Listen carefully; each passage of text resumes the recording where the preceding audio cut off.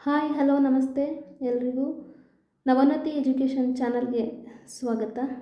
Friends, ಇತ್ತೀಚೆಗಷ್ಟೇ T E T ಮತ್ತು C T E T ಎಕ್ಸಾಮ್ನ ಫೇಸ್ ಮಾಡಿದ್ದೀರಾ. ಕೆಲವರು ಉತ್ತಮವಾದ ಅಂಕಗಳನ್ನ ಪಡ್ಕೊಂಡು ಪಾಸಾಗಿರ್ತೀರ. ಇನ್ನು ಕೆಲವರು ಟಿ ಇ ಟಿನೂ ಮಾಡ್ಕೊಳ್ಳೋಕ್ಕಾಗಿರಲ್ಲ ಮತ್ತು ಸಿ ಟಿ ಇ ಟಿನೂ ಮಾಡ್ಕೊಳ್ಳೋಕ್ಕಾಗಿರಲ್ಲ. ಇಂಥವ್ರಂತೂ ಡಿಪ್ರೆಷನ್ಗೆ ಹೊರಟೋಗ್ಬಿಟ್ಟಿರ್ತಾರೆ. ಆದರೆ ಈ ಟಿ ಇ ಟಿನ ಕಷ್ಟಪಟ್ಟು ಓದಿ ಪಾಸ್ ಮಾಡ್ಕೊಂಡಿರೋರ ಪಾಡಂತೂ ಕೇಳೋಕ್ಕೆ ಆಗಲ್ಲ, ಆ ಪರಿಸ್ಥಿತಿಗೆ ಬಂದೋಗಿದೆ. ಯಾಕೆ ಅಂತೀರಾ ಫ್ರೆಂಡ್ಸ್? ಸರ್ಕಾರ ಟಿ ಇ ಟಿ ಮಾಡ್ತೀನಿ ಅಂತ ಅನೌನ್ಸ್ ಮಾಡಿದೆ. ಮೇ ತಿಂಗಳಲ್ಲಿ ಟಿ ಇ ಟಿ ಮಾಡ್ತೀನಿ ಅಂತ ಅನೌನ್ಸ್ ಮಾಡಿದೆ. ಅದ್ರ ಜೊತೆಗೆ ಸಿ ಇ ಟಿ ಕೂಡ ಮಾಡ್ತೀನಿ ಅಂತಲೂ ಹೇಳ್ಕೊಳ್ತಾ ಬರ್ತಾ ಇದೆ. ಈ ಸರ್ಕಾರದ ಈ ಗೊಂದಲಗಳು ತುಂಬ ಜನರಿಗೆ ಏನು ಮಾಡ್ತಾ ಇದೆ ಅಂತಂದರೆ ಬೇಸರವನ್ನು ಉಂಟು ಮಾಡಿಬಿಟ್ಟಿದೆ. ಯಾವುದು ಮಾಡ್ತಾರಪ್ಪ, ಟಿ ಇ ಟಿ ಮಾಡ್ತಾರಾ, ಸಿ ಇ ಟಿ ಮಾಡ್ತಾರಾ, ನಾವು ಯಾವುದಕ್ಕೆ ಓದಬೇಕು ಅನ್ನೋದೇ ಒಂದು ದೊಡ್ಡ ಕ್ವಶನ್ ಮಾರ್ಕ್ ಆಗಿಬಿಟ್ಟಿದೆ ಅಲ್ವಾ ಫ್ರೆಂಡ್ಸ್? ಆದರೆ ಸದ್ಯಕ್ಕೆ ಗೊಂದಲ ಮಾಡ್ಕೊಳ್ಳೋ ಅವಶ್ಯಕತೆ ಇಲ್ಲ ಫ್ರೆಂಡ್ಸ್. ಯಾಕೆ ಅಂತೀರಾ? ನಾನು ಯಾಕೆ ಈಗ ಹೇಳ್ತಾ ಇದ್ದೀನಿ ಅಂತ ಅಂದರೆ, ಫ್ರೆಂಡ್ಸ್, ನೀವು ಆಲ್ರೆಡಿ ಹಳೆ ಪ್ರಶ್ನೆ ಪತ್ರಿಕೆಗಳನ್ನ ನೋಡೇ ಇರ್ತೀರ. ಈ ಟಿ ಇ ಟಿನಲ್ಲಿ ಮತ್ತು ಸಿ ಇ ಟಿನಲ್ಲಿ ಎರಡು 90% ಸಿಲೆಬಸ್ಸು ಸೇಮ್ ಇರುತ್ತೆ ಅಲ್ವಾ? ನೀವೀಗ ಏನು ಓದ್ತಿದ್ದೀರೋ ಅದನ್ನೇ ಕಂಟಿನ್ಯೂ ಮಾಡಿ. ಇದರಲ್ಲಿ ಯಾವುದೇ ರೀತಿ ಗೊಂದಲ ಬೇಕಾಗಿಲ್ಲ. ಇನ್ನು ಒಂದು ಪ್ರಶ್ನೆ ಕೇಳಬೇಕು ಅಂದ್ಕೊಂಡಿದ್ದೀನಿ ಫ್ರೆಂಡ್ಸ್. ತುಂಬ ಜನ ಕೇಳ್ತಾ ಇದ್ದೀರಾ, ಮೊದಲು ಟಿ ಇ ಟಿ ಎಕ್ಸಾಮ್ ಕಾಲಾಗುತ್ತಾ ಅಥವಾ ಸಿ ಇ ಟಿ ಎಕ್ಸಾಮ್ ಕಾಲಾಗುತ್ತಾ? ಇದು ತುಂಬ ಜನಗಳ ಪ್ರಶ್ನೆ.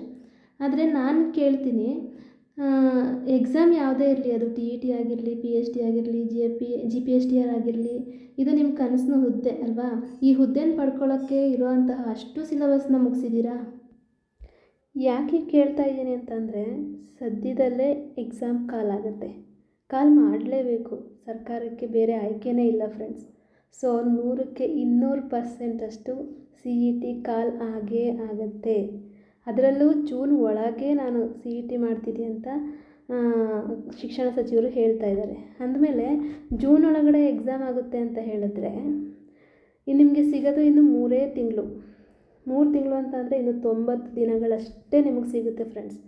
ಈ 90 ದಿನಗಳಲ್ಲಿ ನಿಮ್ಮ ಸ್ಟಡಿ ಹೇಗಿರಬೇಕು, ನಿಮ್ಮ ಕನಸಿನ ಹುದ್ದೆ ಆಗಿರೋಂತಹ ಶಿಕ್ಷಕ ಹುದ್ದೆನ ನೀವು ಪಡ್ಕೋಬೇಕು ಅಂತ ಅಂದರೆ ನಿಮ್ಮ ಸ್ಟಡಿ ಹೇಗಿರಬೇಕು, ನಿಮ್ಮ ತಯಾರಿ ಹೇಗಿರಬೇಕು, ಅದ್ರ ಬಗ್ಗೆ ಹೇಳೋದಕ್ಕೋಸ್ಕರ ನಾನು ಈ ವಿಡಿಯೋ ಮಾಡಲಿಕ್ಕೆ ಬಂದಿದ್ದೀನಿ ಫ್ರೆಂಡ್ಸ್.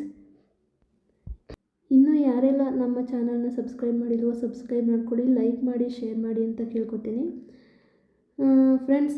ಇನ್ನು ಎಕ್ಸಾಮ್ ಕಾಲಾದಮೇಲೆ ಓದ್ಕೋತೀನಿ ಅಂತ ಅನ್ನೋರಿಗೆ ನಂದೊಂದು ಕಿವಿ ಮಾತು, ದಯವಿಟ್ಟು ಆ ಥರ ಒಂದು ಯೋಚನೆ ಮಾಡೋಕ್ಕೆ ಹೋಗಬೇಡಿ. ಇನ್ನು ನಿಮಗೆ ಇರೋದು 90 ದಿನಗಳು. ಆ 90 ದಿನಗಳಲ್ಲಿ ನೀವು ಹೇಗೆ ಓದಬೇಕು, ಯಾವ ಒಂದು ರೀತಿ ಸ್ಟ್ರಾಟಜಿನ ಯೂಸ್ ಮಾಡಬೇಕು ಅಂತ ನಾನು ಈ ಒಂದು ವಿಡಿಯೋದಲ್ಲಿ ತಿಳಿಸ್ಕೊಡ್ತೀನಿ. ನಿಮ್ಮ ತಯಾರಿ ಹೀಗಿರಬೇಕು. ಮೊದಲನೇ ಪಾಯಿಂಟ್ ಬಂದು ಎಕ್ಸಾಮ್ ಸಿಲೆಬಸ್ಸು. ಫ್ರೆಂಡ್ಸ್, ನೀವೀಗ ಯಾವುದಾದ್ರೂ ಒಂದು ಎಕ್ಸಾಮ್ಗೆ ಓದ್ತಾ ಇದ್ದೀರಿ ಅಂದರೆ ಆ ಎಕ್ಸಾಮ್ ಸಿಲೆಬಸ್ಸು ನಿಮ್ಮ ಕೈಯಲ್ಲಿರಬೇಕು. ಆ ಸಿಲೆಬಸ್ನ ಪೂರ್ಣ ಮಾಹಿತಿ ನಿಮಗಿರಬೇಕು. ಓಕೆನಾ? ಯಾವ ಸಬ್ಜೆಕ್ಟ್ ಇರುತ್ತೆ, ಯಾವ ಸಬ್ಜೆಕ್ಟಲ್ಲಿ ಎಷ್ಟು ಮಾರ್ಕ್ಸ್ ಇರುತ್ತೆ, ಎಷ್ಟು ಮಾರ್ಕ್ಸ್ಗೆ ನಾವು ಹೇಗೆ ಓದಬೇಕು ಅನ್ನೋ ಒಂದು ಮಾಹಿತಿ ನಿಮಗಿದ್ರೆ ಮಾತ್ರ ನೀವು ಎಕ್ಸಾಮ್ನ ಫೇಸ್ ಮಾಡೋಕ್ಕೆ ಸಾಧ್ಯ. ಇನ್ನು ಬುಕ್ಸ್ ಯಾವುದು ಓದಬೇಕು ಅನ್ನೋ ವಿಷಯಕ್ಕೆ ಬಂದರೆ, ಈ 5ನೇ ತರಗತಿಯಿಂದ 10ನೇ ತರಗತಿವರೆಗೂ ಇರೋ ಗೌರ್ಮೆಂಟ್ ಬುಕ್ಸ್ಗಳನ್ನ, NCERT ಬುಕ್ಸ್ಗಳನ್ನ ಒಂದು ಸಾರಿ ಫುಲ್ ರೆಫರ್ ಮಾಡಿರಬೇಕು ಫ್ರೆಂಡ್ಸ್ ನೀವು. ಅದರಲ್ಲಿ ಪ್ರತಿಯೊಂದು ಲೈನು ಕೂಡ ಇಂಪಾರ್ಟೆಂಟ್ ಆಗಿರುತ್ತೆ. ಎಲ್ಲ ಸಬ್ಜೆಕ್ಟೊಂದು ಪಿ ಎಚ್ ಡಿ ಆರ್ಗೆ ಬಂದಾಗ ನೀವು ಎಲ್ಲ ಸಬ್ಜೆಕ್ಟು ಓದಬೇಕಾಗಿರೋದ್ರಿಂದ ಅಲ್ಲಿ 5ನೇ ತರಗತಿಯಿಂದ 10ನೇ ತರಗತಿವರೆಗೂ ಇರುವಂತಹ ಕನ್ನಡ, ಇಂಗ್ಲೀಷು, ಸೋಷಿಯಲು, ಸೈನ್ಸು, ಪರಿಸರ ಅಧ್ಯಯನ, ಮ್ಯಾಥ್ಸು ಎಲ್ಲವನ್ನು ಕೂಡ ಓದಿರಲೇಬೇಕಾಗುತ್ತೆ. ಇನ್ನು ಇಂಗ್ಲೀಷ್ ಗ್ರಾಮರ್ಗೆ ಬಂದರೆ ಸಾಧನಾ ಅಕಾಡೆಮಿನಲ್ಲಿ ಇಂಗ್ಲೀಷ್ ಗ್ರಾಮರ್ನ ತುಂಬ ಚೆನ್ನಾಗಿ ಹೇಳ್ಕೊಟ್ಟಿದ್ದಾರೆ. ಮತ್ತು ನವಚೇತನ ಎಜುಕೇಷನ್ ಚಾನಲ್ನಲ್ಲಿ ಇಂಗ್ಲೀಷ್ ಗ್ರಾಮರು ಮತ್ತು ಇಂಗ್ಲೀಷ್ ಪೆಡಗಾಗಿ ಎರಡೂ ತುಂಬ ಚೆನ್ನಾಗಿ ಹೇಳ್ಕೊಟ್ಟಿದ್ದಾರೆ. ಅದನ್ನು ನೋಡ್ಕೋಬೋದು ನೀವು. ಇನ್ನು ಕನ್ನಡಕ್ಕೆ ಬಂದರೆ ಕಾಂಪಿಟೇಟಿವ್ ಎಕ್ಸಾಮ್ ವರ್ಡ್ ಅಂತ ಹೇಳಿ ಲಕ್ಷ್ಮೀ ಅಭಿರಾಮ್ ಮೇಡಮ್ದು ಒಂದು ಚಾನಲ್ ಇದೆ. ಅದರಲ್ಲಿ ಕನ್ನಡ ಗ್ರಾಮರ್ನ ತುಂಬ ಚೆನ್ನಾಗಿ ಎಕ್ಸ್ಪ್ಲೇನ್ ಮಾಡಿಕೊಡ್ತಾರೆ ಫ್ರೆಂಡ್ಸ್. ಅದನ್ನು ನೀವು ನೋಡಿದ್ರೆ ಯಾವ ಬುಕ್ಸು ಓದೋ ಅವಶ್ಯಕತೆಯೇ ಇರಲ್ಲ, ಅಷ್ಟು ಚೆನ್ನಾಗಿರುತ್ತೆ. ಅದನ್ನು ನೋಡ್ಬೋದು. ಇನ್ನು ಯಾವ ವಿಷಯಕ್ಕೆ ಎಷ್ಟು ಸಮಯ ನೀಡಬೇಕು ಅಂತ ಹೇಳಿದ್ರೆ, ನೀವು ಎಕ್ಸಾಮ್ ಪ್ಯಾಟ್ರನ್ನ ನೋಡ್ಕೊಂಡಿರ್ತೀರ ಅಂದ್ಕೋತೀನಿ. ಅದರಲ್ಲಿ ನಿಮಗೆ ಸಬ್ಜೆಕ್ಟ್ ವೈಸು ಎಷ್ಟೆಷ್ಟು ಮಾರ್ಕ್ಸ್ ಇರುತ್ತೆ ಅಂತ ಇರುತ್ತೆ. ಸೊ ಯಾವ ಸಬ್ಜೆಕ್ಟ್ಗೆ ಹೆಚ್ಚು ಅಂಕಗಳಿರುತ್ತೋ ಆ ಸಬ್ಜೆಕ್ಟ್ಗೆ ಹೆಚ್ಚು ಫೋಕಸನ್ನು ಮಾಡ್ತಾ ಹೋಗಿ. ನೀವು ಯಾವ ಬುಕ್ಸ್ ಓದ್ತೀರಾ, ಯಾವ ಬುಕ್ಸ್ನ ಎಷ್ಟು ಟೈಮ್ ಓದ್ತೀರಾ ಅದನ್ನು ಒಂದು ಪಟ್ಟಿ ಮಾಡಿಕೊಂಡು ಓದ್ಕೊಂಡು ಒಮ್ಮೆ ಎಕ್ಸಾಮ್ ಕಾಲಾಗೋ ಅಷ್ಟರಲ್ಲಿ ಒಮ್ಮೆ ನೀವು ಇಷ್ಟು ಸಿಲೆಬಸ್ಸನ್ನು ಪೂರ್ಣವಾಗಿ ಓದಿರಬೇಕು ಮತ್ತು ಒಮ್ಮೆ ರಿವಿಷನ್ ಕೂಡ ಆಗಿರಬೇಕು. ಆಗ ಮಾತ್ರ ನೀವು ಎಕ್ಸಾಮ್ನ ಈಸಿಯಾಗಿ ಫೇಸ್ ಮಾಡೋದಕ್ಕೆ ಸಾಧ್ಯ. ಓಕೆನಾ. ನೆಕ್ಸ್ಟ್ ಪಾಯಿಂಟ್ ಏನಿದೆ ಅಂತ ಹೇಳಿದ್ರೆ ಟೈಮ್ ಟೇಬಲ್. ಫ್ರೆಂಡ್ಸ್, ಇದು ತುಂಬಾ ಮುಖ್ಯ. ಯಾಕೆ ಅಂತೀರಾ? ನೀವು ಒಂದು ಎಕ್ಸಾಮ್ಗೆ ಓದ್ತಾ ಇದ್ದೀರಾ ಅಂತ ಹೇಳಿದ್ರೆ ಪ್ರತಿದಿನ ನೀವು ಓದಲೇಬೇಕು. ಪ್ರತಿದಿನ ಎಷ್ಟು ಗಂಟೆ ಟೈಮ್ ಓದ್ತೀರಾ ಅನ್ನೋದು ತುಂಬ ಇಂಪಾರ್ಟೆಂಟ್ ಆಗುತ್ತೆ. ಅದರಲ್ಲೂ ಈ ಒಂದು ಎಕ್ಸಾಮ್ ಕಾಂಪಿಟೇಷನ್ನು ತುಂಬ ಇದೆ. ಇತ್ತೀಚೆಗಂತೂ ಕಾಂಪಿಟೇಷನ್ ದಿನೇ ದಿನೇ ಹೆಚ್ಚುತ್ತಾ ಇರೋದ್ರಿಂದ ನಾವು ಟೈಮ್ ಟೇಬಲ್ ಇಲ್ಲದೆ ಯಾವುದೇ ಎಕ್ಸಾಮ್ ತಯಾರಿನ ಮಾಡೋಕ್ಕಾಗಲ್ಲ. ಓಕೆನಾ. ಸೊ ಒಂದು ಟೈಮ್ ಟೇಬಲ್ ಹಾಕ್ಕೊಳ್ಳಿ. ನಾನು ಹಾಕ್ಕೊಂಡಿರೋಂತಹ ಒಂದು ಟೈಮ್ ಟೇಬಲ್ನ ಶೋ ಮಾಡಿದ್ದೀನಿ. ಒಂದು ಝೂಮ್ ಮಾಡಿಕೊಂಡು ನೋಡಿ ಕಾಣಿಸುತ್ತೆ ಅಂದ್ಕೊಂಡಿದ್ದೀನಿ.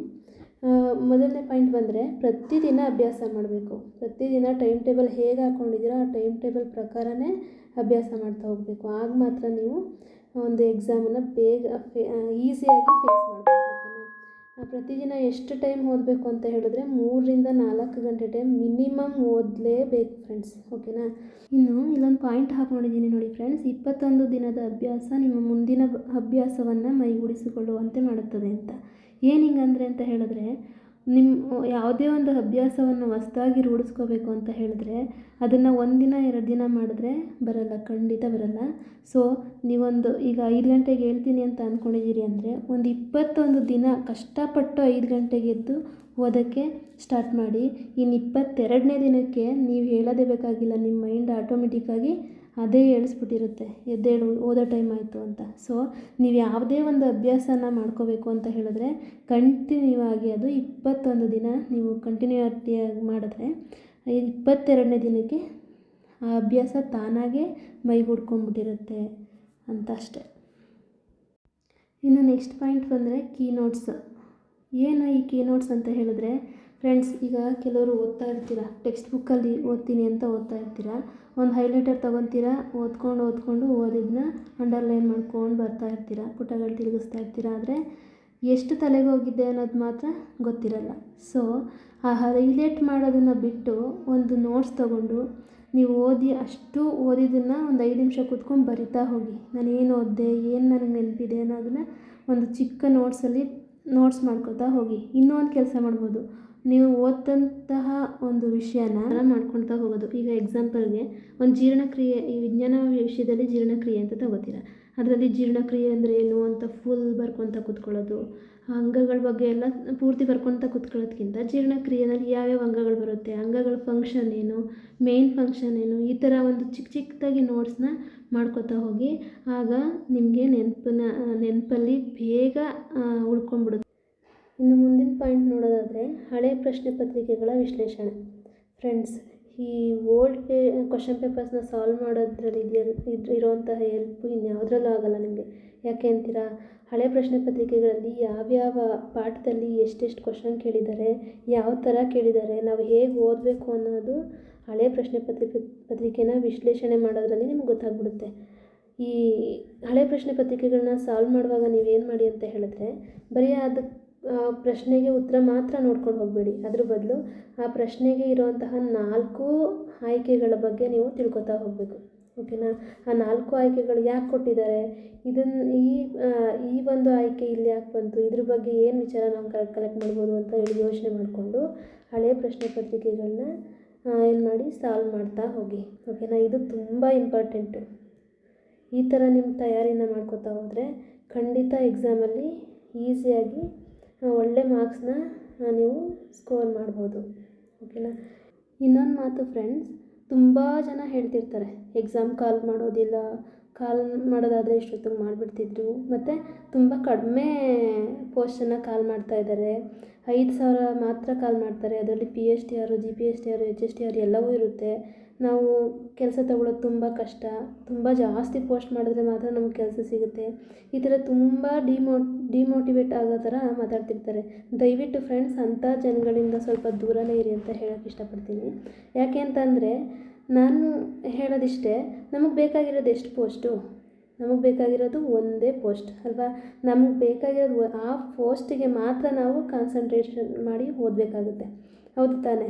ಯಾಕೆ ಬೇರೆಯವರು ಹೇಳ್ತಾರೆ ಅಂತೇಳಿ ಕಡಿಮೆ ಪೋಸ್ಟ್ ಮಾಡ್ತಾರೆ ಅಂತ ನಮಗೆ ನಾವೇ ಡಿಮೋಟಿವೇಟ್ ಮಾಡ್ಕೊಳ್ಳೋದಕ್ಕಿಂತ ನಮಗೆ ಬೇಕಾಗಿರೋದು ಒಂದೇ ಪೋಸ್ಟು, ನಾನು ತಗೋತೀನಿ, ಅವ್ರು 1,000 ಪೋಸ್ಟ್ ಕಾಲ್ ಮಾಡಿದ್ರು ಕೂಡ ಅದರಲ್ಲಿ ನಾನೊಬ್ಳಾಗಿರ್ತೀನಿ ಅನ್ನೋ ಒಂದು ಕಾನ್ಫಿಡೆನ್ಸ್ನ ಇಟ್ಕೊಂಡು ನೀವು ಓದಿದ್ರೆ ಖಂಡಿತ ನೀವು ಯಶಸ್ವಿ ಆಗ್ತೀರಾ ಫ್ರೆಂಡ್ಸ್.